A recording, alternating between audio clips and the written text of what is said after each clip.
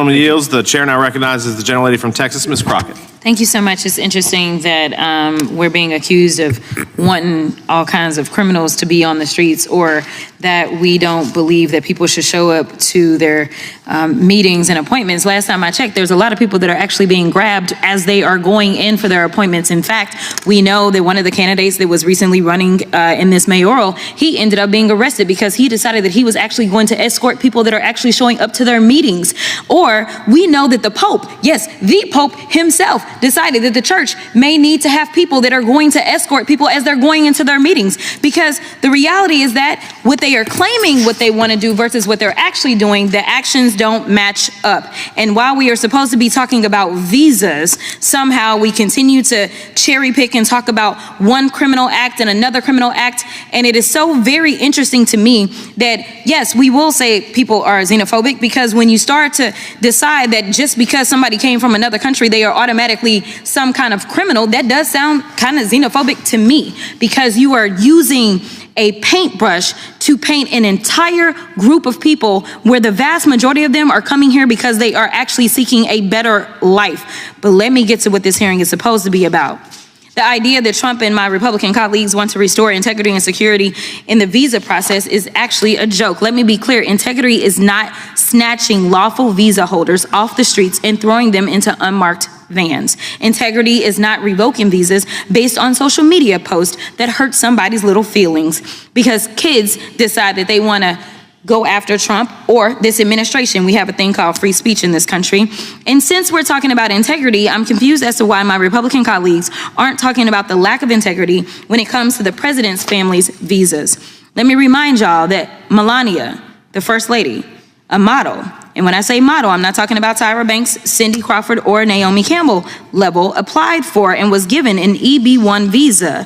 And that stands for is an Einstein visa. Now, y'all that don't know, let me tell you how you receive an Einstein visa. You're supposed to have some sort of significant achievement, like being awarded a Nobel Peace Prize or a Pulitzer, being an Olympic medalist, or having other sustained extraordinary abilities and success in sciences, arts, education, business, or athletics. Last time I checked, the First Lady had none of those accolades under her belt.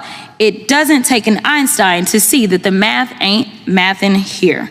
Nevertheless, what Republicans are doing with this reconciliation process, the travel bans and revoking visas, jeopardizes our national security. It threatens our communities, our higher education, and our economy. Visas like the largely vetted J visas for higher education and M visas for trade, training, attract the next innovators, medical providers, researchers, and educators that we need to build on American success. I'm not gonna mess up your name, so I'm not doing that. But I'm with you, okay? In your experience, do individuals on J or M visas typically improve or impair our economy? They generally improve the economy, and I can give a brief example. My wife is a very successful woman. She makes a ton of money, which I'm grateful for. And the reason why we're able to do that while having 3 children is because of the au pair visa, somebody who is here on a J. Okay. Who is here and able to supply this for us. But I also want to defend Melania real quick. Not everybody could marry Donald Trump, and I think that's quite an achievement. So I think she deserves credit for that. Nobody up here could have done it. You sure right, I couldn't do it. But anyway, in fact, J visa holders contribute $43.8 billion to the U.S. economy and support more than 300,000 jobs. And make no mistake, immigrants improve the health of U.S. citizens too. Despite the fact we already have a doctor shortage, Trump's reckless travel ban and visa overhaul are exacerbating this crisis by impairing hundreds of hospitals with foreign-trained doctors set to do their residencies here in the United States, meaning fewer people will get the help they need and more people will die. Now, let me remind you that Republicans are trying to gut Medicaid. Roughly 4.5 million people receive caregiver services through Medicaid, and most of these folks are in red states. And wouldn't you know that in 2023, Kaiser Family Foundation estimated that almost 30% of long-term care providers or home caretakers were immigrants.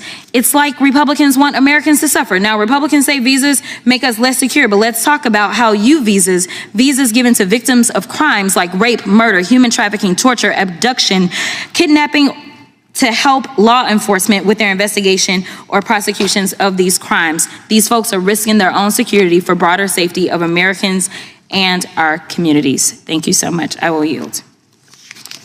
Gentlelady yields, and our chair now recognizes him.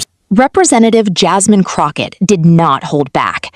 During a heated congressional hearing on immigration and visa policy, Crockett flipped the entire Republican argument back onto the Trump family itself, specifically targeting Melania Trump and the visa she received before becoming First Lady.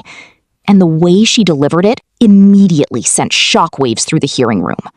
Crockett accused Republicans of hypocrisy for aggressively attacking immigrants while ignoring questions surrounding how Melania Trump obtained what's commonly referred to as an Einstein visa, officially known as the EB-1 visa.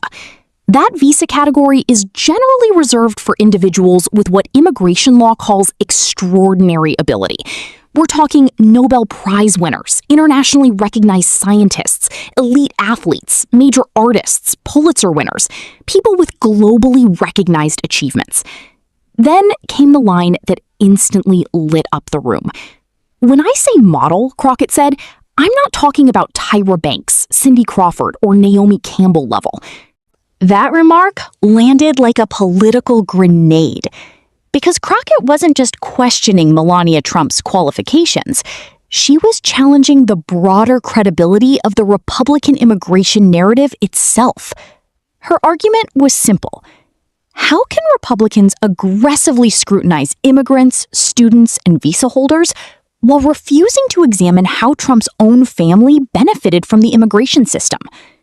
And from there, Crockett widened the attack dramatically.